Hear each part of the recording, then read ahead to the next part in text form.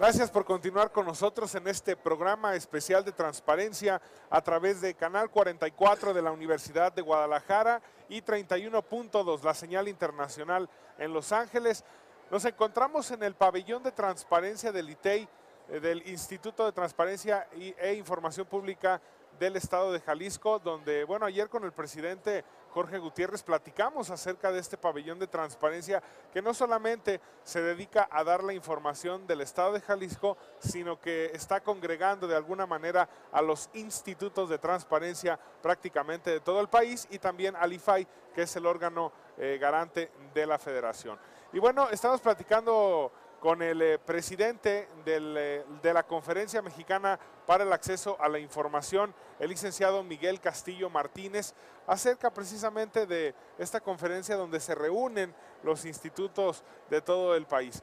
Me estabas platicando de los ejemplos importantes. Mira, platicábamos un poco de cómo cada región tiene su temática especial, ¿no? Y te platicaba, por ejemplo, que en el norte, por ejemplo, del país, y eso es una cuestión, le han entrado mucho al tema de datos personales. Por ejemplo, Nuevo León anda muy con el tema de la protección de datos personales. De hecho, ellos generaron una propuesta para que hubiera menos datos personales en las licencias de manejar, que se aprobó el día de ayer en el Congreso de Nuevo León. Están muy avanzados en el tema de datos personales. En la región sur, nuestra preocupación ha estado mucho más activa en el tema de capacitar a las unidades de acceso municipales, porque el gran problema del sur del país es que tenemos muchos municipios y tenemos muy poca capacitación y muy poco nivel académico en quienes se dedican a la función de acceso a la información. Entonces creamos un estándar de competencias laborales mínimas para que quien se dedica a la función, cuando menos esté certificado por una autoridad de que cumple con los requisitos mínimos para hacer el trabajo, no importando si tiene profesión o no. Y esto nos genera que en los municipios se mejore el acceso a la información pública. A nivel nacional, el tema es mucho más de difusión y de capacitación y jurídico, y entonces en cada región lo que hacemos es ir tomando las necesidades, las agrupamos en un programa nacional y después las llevamos a las regiones.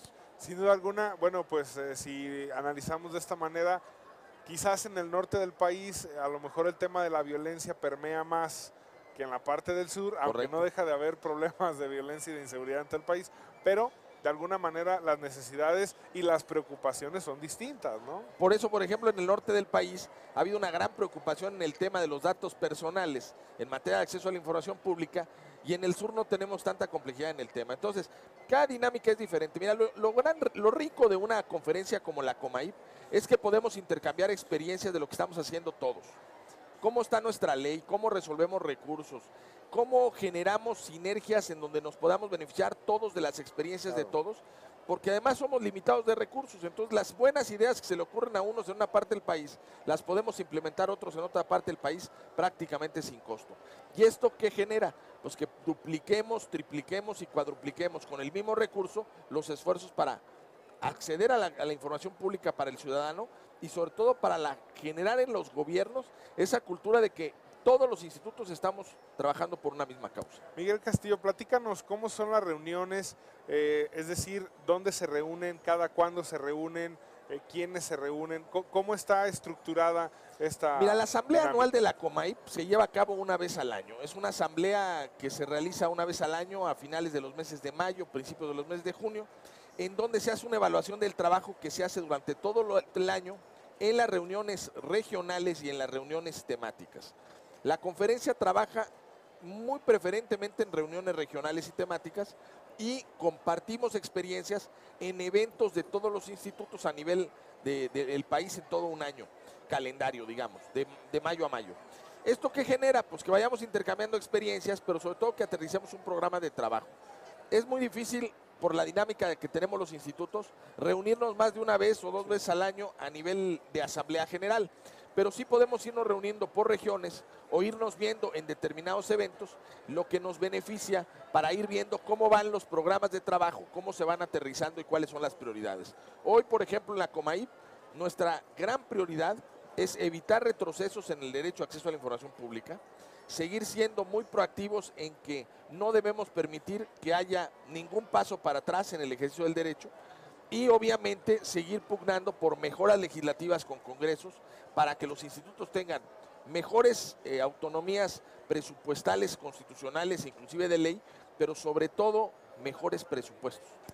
Yo te preguntaría, ¿existen señales de alerta en ese tema de que algunos gobiernos o algunos personajes públicos o algunos congresos incluso quisieran regresar? Mira, claro que hay alertas, ¿no? Y las alertas se van dando y nosotros las vamos atacando. Y te voy a poner 2 ejemplos de mi presidencia en este año. En Zacatecas se reforma la ley de acceso a la información, se hace una muy buena reforma, se mejora la ley en términos generales, pero los gobernantes no dejan de caer en la tentación de tratar de poner comisionados que ellos mismos nombren, sin respetar los nombramientos vigentes. Sí. Y mediante un transitorio quisieron remover al Consejo del Instituto de Zacatecas. Nosotros hicimos una manifestación, los consejeros se ampararon y hoy eso está detenido porque legalmente no procede a hacer.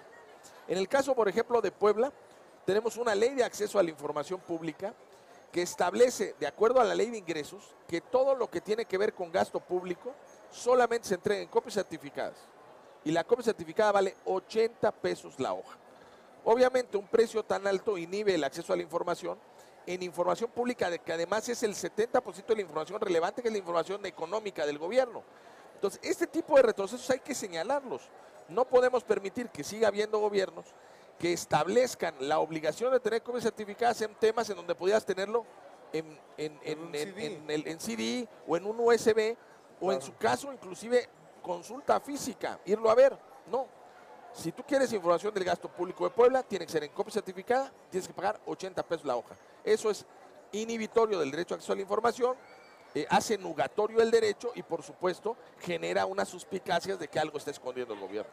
Sin duda es importante que los gobiernos pues permitan el acceso a la información, aunque bueno, también les preocupa, y muchos les preocupa porque el acceso a la información inhibe la corrupción. Vamos a ir a una pausa y regresamos con más. Estamos hablando de transparencia en el marco de la Feria Internacional del Libro de Guadalajara. No se vayan.